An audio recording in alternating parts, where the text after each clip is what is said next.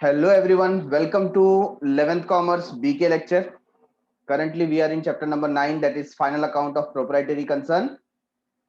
और बहुत ही स्मूथली हमारा ये पर्टिकुलर टॉपिक चल रहा है. हमने 3 लेक्चर्स अभी तक किए. This is the 4th one. आज के लेक्चर में हम देखेंगे फ्यू मोर एडजस्टमेंट और उनका इफेक्ट क्या होता है हमारे फाइनल अकाउंट में. तो जैसा कि कुछ बेसिक एडजस्टमेंट हमने देखे, जिसमें सबसे पहला एडजस्टमेंट था क्लोजिंग स्टॉक का. किसका था? Closing stock. क्लोजिंग स्टॉक हमने देखा, अकाउंटिंग स्टैंडर्ड 2 उसे गवर्न करता है. क्लोजिंग स्टॉक कभी कभी हमें दो वैल्यू शो करता है, एक है कॉस्ट प्राइस, दूसरा है market value. Cost price and market value. हम कौन सा वैल्यू सिलेक्ट करेंगे? Which ever is lower. जो लोअर अमाउंट है, whether it is cost price और मार्केट प्राइस, दोनों में से जो कम होगा वो हम लेंगे. अच्छा, इफेक्ट क्या होगा? दो, क्लोजिंग स्टॉक जब है तब आपको उसका पहला इफेक्ट देना है ट्रेडिंग अकाउंट के क्रेडिट साइड में, और दूसरा इफेक्ट उसको देना है बैलेंस शीट के असेट साइड में. नंबर टू हम बात करेंगे प्रीपेड एक्सपेंसेस. कुछ एक्सपेंसेस ऐसे हैं जिसे आपने ज्यादा पे कर दिया है, जो इस साल का एक्सपेंडिचर नहीं था, एक्स्ट्रा पे कर दिया. अब एक्स्ट्रा पे कर दिया तो फर्स्ट थिंग आप उसे असेट कंसीडर करेंगे, तो बैलेंस शीट में असेट साइड चला जाएगा, फर्स्ट इफेक्ट. नंबर टू, क्योंकि ये प्रीपेड है, इस साल का एक्सपेंस नहीं था, तो उस कंसर्न एक्सपेंस से आपको लेस करना है. तो चाहे वो ट्रेडिंग अकाउंट में आपने लिख दिया हो या आपने प्रॉफिट एंड लॉस अकाउंट में लिख दिया हो, वहां से जाकर के आपको वो अमाउंट जो एक्स्ट्रा पेड किया है, जो प्रीपेड है, उसे लेस करना है. सिमिलरली अगर आउटस्टैंडिंग एक्सपेंस है, मींस ऐसा कोई एक्सपेंडिचर जो इस साल का है, हमें पे करना था बट अभी तक हमने पे किया नहीं है. एग्जांपल, सैलरी हमें 12 मंथ का देना था बट हमने 10 मंथ की सैलरी पे की, तो 2 मंथ की स्टिल इट इज पेंडिंग. तो 2 महीने का सैलरी जो पेंडिंग है, तो सैलरी हम कहां लिखते हैं? हमने लिखा होगा profit and loss account debit side में. तो वहां जाकर के 2 महीने का सैलरी जो पे नहीं किया है उसे जाकर ऐड कर देंगे. Effect number 1. नंबर 2, क्योंकि ये पे करना बाकी है, हमारा लायबिलिटी है. क्या है? लायबिलिटी. तो बैलेंस शीट लायबिलिटी साइड आपको मेंशन करना पड़ेगा आउटस्टैंडिंग सैलरी. ठीक है.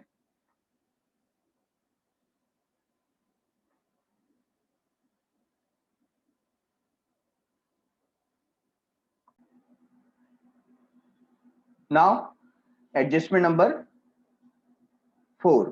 फोर्थ एडजस्टमेंट में हमने देखा pre received income. What is pre received income? ऐसा इनकम जो इस ईयर का नहीं है, हमें एक्स्ट्रा मिल गया.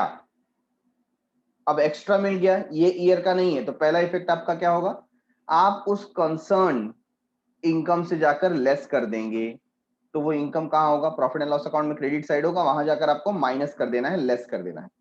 दूसरा इफेक्ट, क्योंकि ये इनकम इस साल का नहीं है, एडवांस में मिला है, हो सकता है अगर हमने सर्विस प्रोवाइड नहीं की तो हमें ये रिटर्न करना पड़ेगा, है कि नहीं? आपने अगर किसी से कोई एडवांस लिया है और आप उसे सर्विस प्रोवाइड नहीं कर पा रहे हो, तो क्या वो पैसे आपके हो गए? Answer is no. आपको वो क्या करना पड़ेगा? रिटर्न करना पड़ेगा. तो इसलिए वो कहां चला जाएगा? Liability side. ठीक है. Fifth one, outstanding income. ऐसा इनकम जो आपको इस साल रिसीव होना चाहिए था लेकिन अभी तक मिला नहीं है. ठीक है ना? रिसीव होना चाहिए था बट मिला नहीं, तो आउटस्टैंडिंग इनकम है. तो आपका जो पर्टिकुलर इनकम आपने मेंशन किया होगा, वहां जाकर के आप क्या कर देंगे? Add. That is profit and loss account, credit side में जाइए और उस पर्टिकुलर इनकम से ऐड कर दीजिए. दूसरा, बैलेंस शीट में असेट साइड जाकर के उसे असेट में लिख दीजिए, क्योंकि ये इनकम आउटस्टैंडिंग है, पैसा आना बाकी है, तो ये आपके लिए असेट है. ठीक है. Number 6, sixth adjustment is regarding reserve for doubtful debt, जिसे हम कहते हैं आरडीडी या प्रोविजन फॉर आरडीडी. ये क्या होता है? अगर आपको किसी डेटर के ऊपर डाउट है कि शायद वो मेरे पैसे नहीं देगा, ऐसे कंडीशन में आप उसे लॉस कंसीडर कर लेते हैं और उतना अमाउंट एज अ रिजर्व आप रख देते हैं. तो आपको करना क्या है? आपको सबसे पहले डेटर में से उस अमाउंट को माइनस करना पड़ेगा, बैलेंस शीट असेट साइड में जाकर डेटर में से वो माइनस कर देंगे, और दूसरा effect profit and loss account में जाकर के डेबिट साइड में जो आपने ओल्ड बैड डेट्स लिख रखा है वहां पर न्यू आरडीडी जाकर के आप ऐड कर देंगे। ठीक है, हमने डिस्कस किया था कि इस पर्टिकुलर ऐसे एडजस्टमेंट को हम सेपरेटली भी डिस्कस करेंगे, तो जब क्वेश्चन में आएगा ये पार्ट हम उसको फिर से रिवाइज करेंगे। ठीक है, जिस तरीके से हमने एडजस्टमेंट नंबर 6 किया उसी तरीके से नंबर 7 और 8 भी है। नंबर 7 क्या है? New bad debts. आपको एडजस्टमेंट में दिया गया है कि कोई एक पर्टिकुलर कस्टमर ने क्लियर बता दिया है कि वो हमारे पैसे नहीं देने वाला, कोई कारण होगा, इंसॉल्वेंट हो गया या वो डेटर भाग गया, तो ऐसे केस में सबसे पहला काम आपका क्या होगा? डेटर में से उसे लेस करना है ना, बैलेंस शीट एसेट साइड में डेटर्स में से उसे आप लेस करेंगे। दूसरा effect profit and loss account debit side में जो ओल्ड बैड डेट्स दिया था वहां पर आप ऐड करेंगे न्यू बैड डेट्स, है ना, न्यू बैड डेट्स हो गया।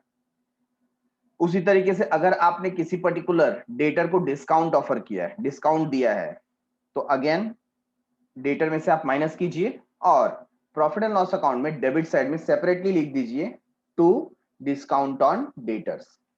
ठीक है, अगर क्रेडिटर से आपको डिस्काउंट मिला, आपका सप्लायर है जिसको आपने पैसे देने हैं और वो आपको डिस्काउंट दे रहा है, हमने एग्जांपल लिया था कि कोई पर्टिकुलर सप्लायर जिसे हमें 10,000 रुपीज पे करना है, उसने हमें 1,000 रुपीज का डिस्काउंट दिया, तो उसके डिस्काउंट देने पे हम क्या करेंगे?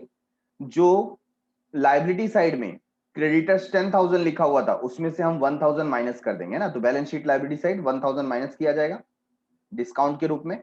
और ये हमारे लिए बेनिफिट है क्योंकि पहले हमें 10,000 पे करना था और अब हमें 9,000 पे करना है, तो 1,000 रुपीज का बेनिफिट मिला, तो profit and loss account credit side में चला जाएगा। राइट है, नेक्स्ट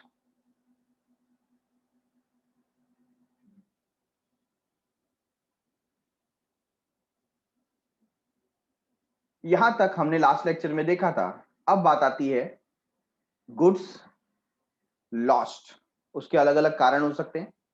हमारे पास जो गुड्स रखा था या हमारे गोडाउन में रखा हो, हमारे शोरूम में रखा हो, शॉप में रखा हो, if goods are lost due to theft, theft मतलब चोरी हो गई, स्टोलन चुरा लिया गया, तो आपको सबसे पहले वहां चेक करना पड़ेगा कि क्या गुड्स इंश्योर्ड था।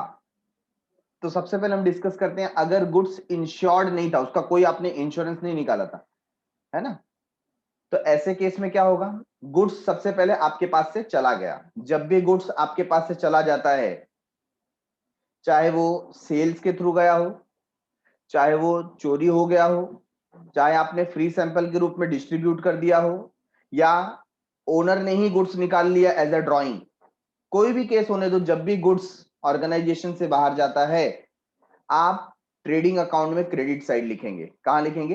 ट्रेडिंग अकाउंट में क्रेडिट साइड। तो देखिए यहां पर ये तीनों ही केस नंबर 10, 11, 12 तीनों केस में गुड्स बाहर जा रहा है, तो trading account credit side, trading account credit side and trading account credit side, ऐसा आपको पुट करना है।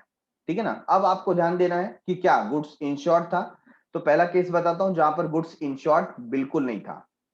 ठीक है ना, तो ऐसे केस में पूरा का पूरा नुकसान हो गया, तो दूसरा इफेक्ट होगा प्रॉफिट एंड लॉस अकाउंट में डेबिट साइड में, प्रॉफिट एंड लॉस अकाउंट में डेबिट साइड में। ठीक है,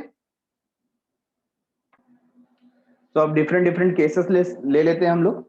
when goods lost due to theft, चोरी हो गई और उसकी वजह से गुड्स क्या हो गया आपका? You lost your goods.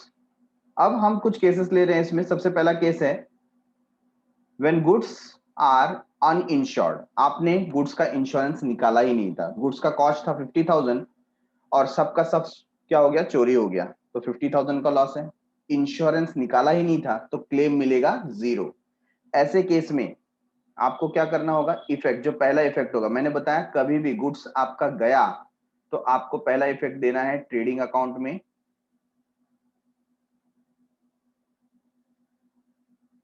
Debit side, sorry trading account में क्रेडिट साइड। तो टोटल आप वहां पर कितना लिखेंगे? 50,000, और पूरा का पूरा लॉस है, तो सेकंड इफेक्ट ये आपको कहां डालना है? Profit and loss account debit side.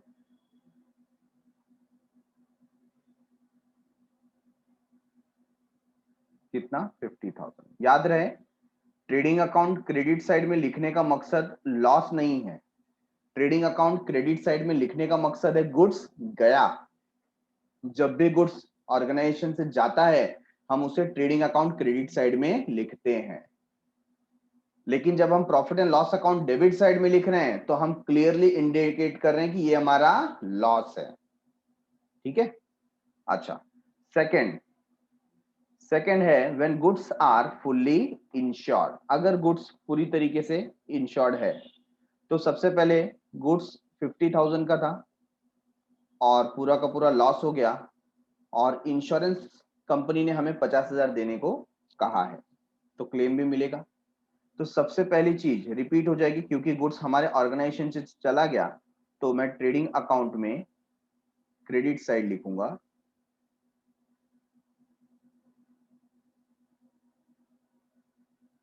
How much? 50,000। ठीक है ना। नंबर 2, क्या मेरा कोई लॉस हुआ?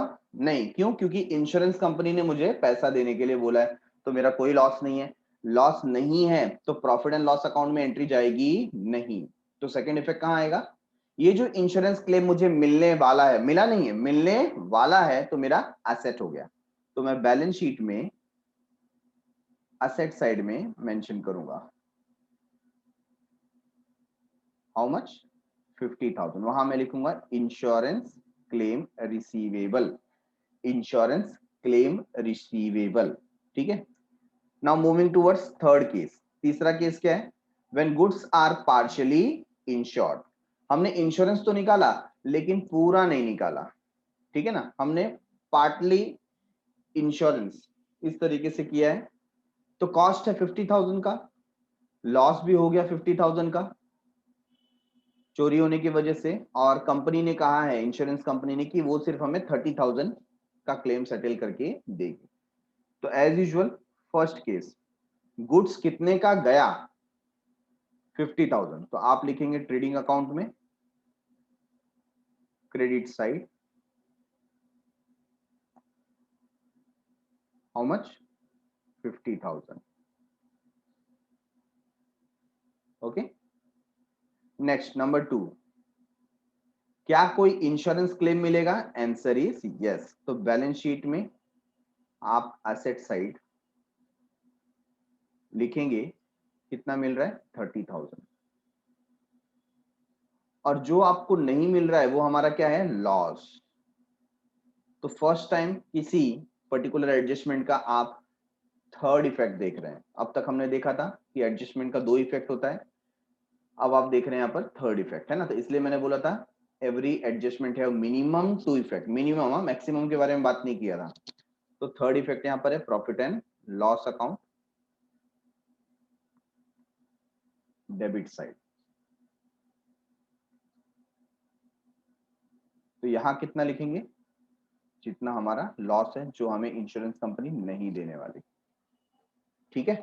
तो इस तरीके से हमें मालूम पड़ता है कि अगर लॉस्ट बाय थेफ्ट हो जाए या लॉस बाय फायर हो जाए, है ना, इन केस इसकी जगह पे मैं फायर भी लिख दूं, अगर मेरा नुकसान फायर अकर होने की वजह से हो गया, आग लग गई और इस तरीके से नुकसान हो गया, तो भी इसी तरीके का सेम इफेक्ट आएगा। Getting it everyone?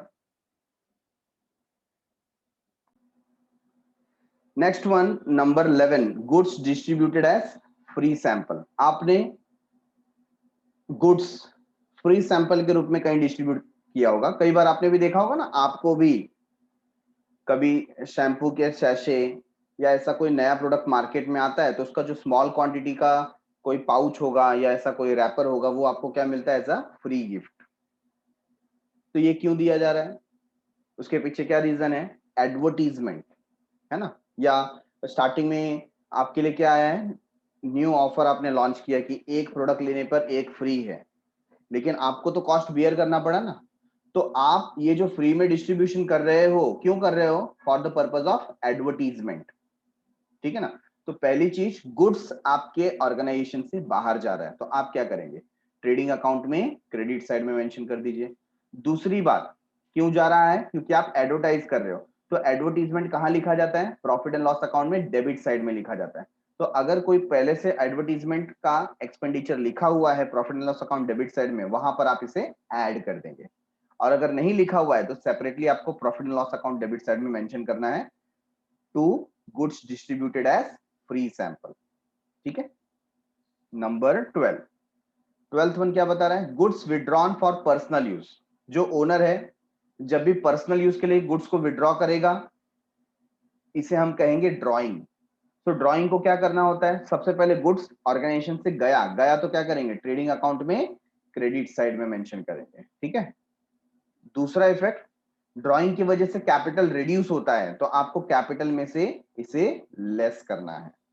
तो ध्यान देने वाली बात यह है कि ये कब करेंगे, जब एडजस्टमेंट में ऐसा दिया हो। लेकिन ट्रायल बैलेंस में ऐसा दिया होगा तो क्या करना है, अगर ट्रायल बैलेंस में आपको ड्राइंग दिया है तो डायरेक्टली आपको कैपिटल से लेस कर देना है, उसका सेकंड इफेक्ट नहीं आएगा। लेकिन अगर एडजस्टमेंट में आपको ये चीज दी है तो आपको पहले ट्रेडिंग अकाउंट क्रेडिट साइड में मेंशन करना है और फिर कैपिटल में से लेस कर देना है। ठीक है। Now next adjustment is 13th one, interest on capital. As a owner आपने जो ऑर्गेनाइजेशन को कैपिटल दिया है, तो ऑर्गेनाइजेशन का फर्ज बनता है कि उस पे आपको इंटरेस्ट प्रोवाइड करें। तो अगर आप एक ऑर्गेनाइजेशन हो, अगर आप एक पर्टिकुलर प्रोप्राइटरशिप हो, तो आपको इंटरेस्ट पे करना है। किसे पे करना है, ओनर को। तो आपके लिए क्या है, आपके लिए है लायबिलिटी, है ना। तो आप क्या करेंगे, आप कैपिटल में लायबिलिटी साइड ऐड कर देंगे। तो बैलेंस शीट में लायबिलिटी साइड जाकर के कैपिटल में ऐड कर दीजिए। दूसरा इफेक्ट आपके लिए एक्सपेंडिचर है, तो प्रॉफिट एंड लॉस अकाउंट में डेबिट साइड में जाकर के लिख देंगे। ठीक है। तो इंटरेस्ट ऑन कैपिटल प्रोप्राइटरशिप के लिए एक्सपेंडिचर होता है, प्रॉफिट एंड लॉस अकाउंट में जाकर के डेबिट में लिख देना है। और दूसरा इफेक्ट कैपिटल में जाके ऐड कर देना है, क्योंकि कैपिटल भी किसका है, ओनर का है, तो उसमें ऐड हो जाएगा, मतलब उतना पैसा देना बाकी है। सिमिलरली ड्राइंग अगर ओनर ने किया है तो शॉप का अधिकार है उससे इंटरेस्ट मांगने का, है ना। जो हमारा प्रोप्राइटरशिप है, अगर हम प्रोप्राइटरशिप है, हम बिजनेस है, तो हम ओनर से पैसा मांगेंगे कि भाई आपने ड्राइंग किया था, उसका इंटरेस्ट दे दो। तो ऐसे केस में हमारे लिए वो इनकम हो जाता है, तो प्रॉफिट एंड लॉस अकाउंट में आप क्रेडिट साइड में मेंशन करेंगे। और इंटरेस्ट ऑन ड्राइंग को क्या करना है आपको, जहां जैसे आप ड्राइंग को लेस करते हैं उसी तरीके से आप कैपिटल में से इंटरेस्ट ऑन ड्राइंग भी लेस करेंगे। ठीक है। इंटरेस्ट ऑन लोन, ये तो बहुत ही सिंपल है। आपने बैंक वगैरह से लोन लिया है तो इंटरेस्ट पे करना आपके लिए एक्सपेंडिचर है, तो आप प्रॉफिट एंड लॉस अकाउंट में डेबिट साइड लिख दीजिए।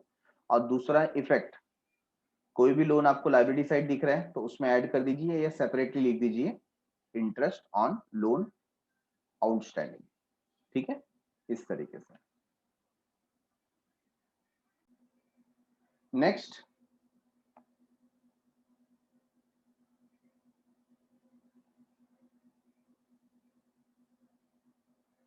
इसके बारे में ऑलरेडी हम चर्चा कर चुके हैं। व्हाट वी हैव डिस्कस्ड कि अगर आपका गुड्स लॉस्ट हो गया ड्यू टू फायर, तो उस समय क्या करना है। तो पहली चीज कि गुड्स इंश्योर्ड था या अनइंश्योर्ड था, वो हमने देखा। अगर गुड्स अनइंश्योर्ड है तो ट्रेडिंग अकाउंट क्रेडिट साइड में सबसे पहले आप पूरा अमाउंट लिख देंगे और पूरा का पूरा जो लॉस है वो प्रॉफिट लॉस अकाउंट में डेबिट साइड में मेंशन कर देंगे। ठीक है। नेक्स्ट है इंश्योर्ड गुड्स। अगर गुड्स इंश्योर था तो सबसे पहली बात ट्रेडिंग अकाउंट क्रेडिट साइड में आपको मेंशन करना है टोटल अमाउंट। फिर जो इंश्योरेंस का पैसा मिलने वाला है उसे आप बैलेंस शीट में असेट साइड में मेंशन करेंगे। और जो पैसा नहीं मिलने वाला, जो लॉस है, उसको प्रॉफिट एंड लॉस अकाउंट में डेबिट साइड में मेंशन करेंगे। वो हमने एग्जांपल में देखा। ओके।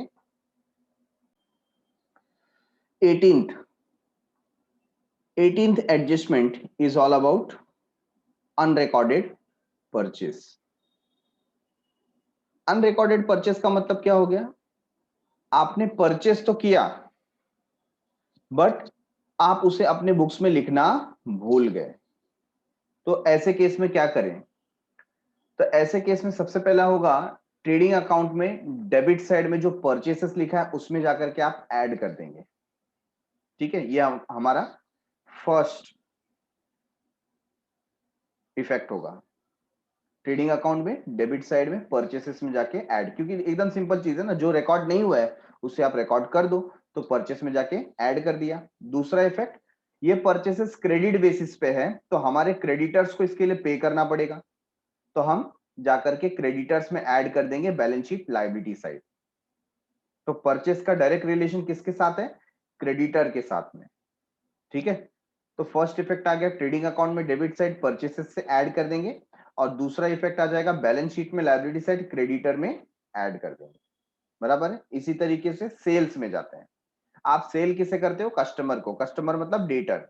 तो सबसे पहली बात, आप सेल्स में जाकर के, क्योंकि इसे रिकॉर्ड करना आप भूल गए हैं, तो सेल्स में जाके रिकॉर्ड कर दीजिए।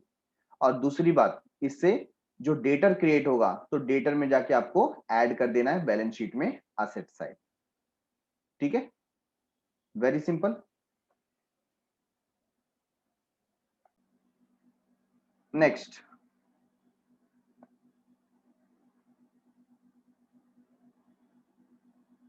Twenty, bills receivable dishonour. तो क्या होता है बिल्स रिसीवेबल? आपका जो पर्टिकुलर डेटर है, कभी कभी आप उससे रिटर्न में कमिटमेंट ले लेते हो।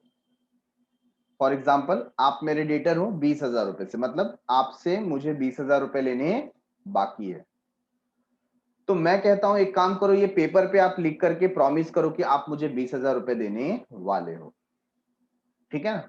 तो आपने बोला कोई बात नहीं, मैं पेपर पे लिख करके देने के लिए तैयार हूं।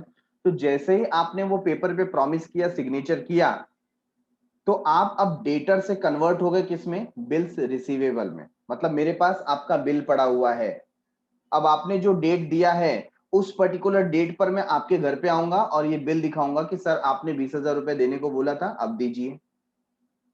ये बात समझ में आई आपको?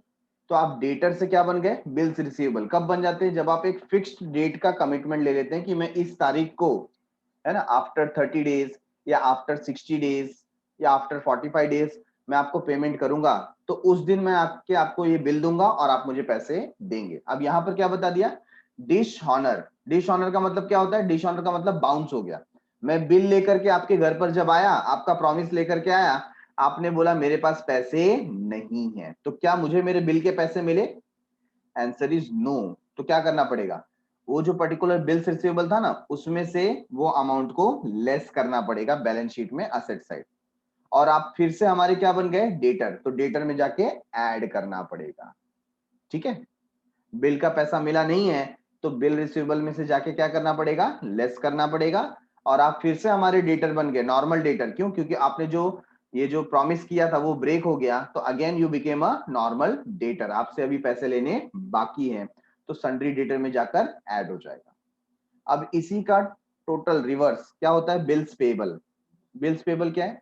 हमारे जो क्रेडिटर हैं, है ना, जिन्हें हमें पैसा पे करना था, उन्होंने हमसे एक प्रॉमिस साइन करा करके ले लिया कि कोई पर्टिकुलर डेट पर वो हमसे पैसा लेने आएंगे और हम पैसा देंगे। तो वो क्या बन गया? Bills payable. तो अब हमारे वो नॉर्मल क्रेडिटर से बन गए हैं बिल्स पेबल। लेकिन जिस दिन वो आए पैसा लेने के लिए, उस दिन हमारे पास पैसे नहीं थे, हम बिल को ऑनर नहीं कर पाए, बिल डिसऑनर हो गया। ऐसे केस में क्या होगा? जो पर्टिकुलर बिल्स पेबल है उसमें से आपको लेस करना पड़ेगा। ठीक है, तो देयर इज अ मिस्टेक, यहाँ पर बिल्स रिसीवेबल लिख दिया है, बट आपको क्या लिखना है? Bills payable. तो लायबिलिटी साइड में बिल्स पेबल में से आप लेस करेंगे, और दूसरा इफेक्ट आपको लायबिलिटी साइड में क्रेडिटर में ऐड करना होगा। ठीक है, तो here also there is a mistake, ये डेटर की जगह आप क्या लिख देंगे? क्रेडिटर। तो क्रेडिटर में आपको क्या करना है? ऐड करना है। Getting it?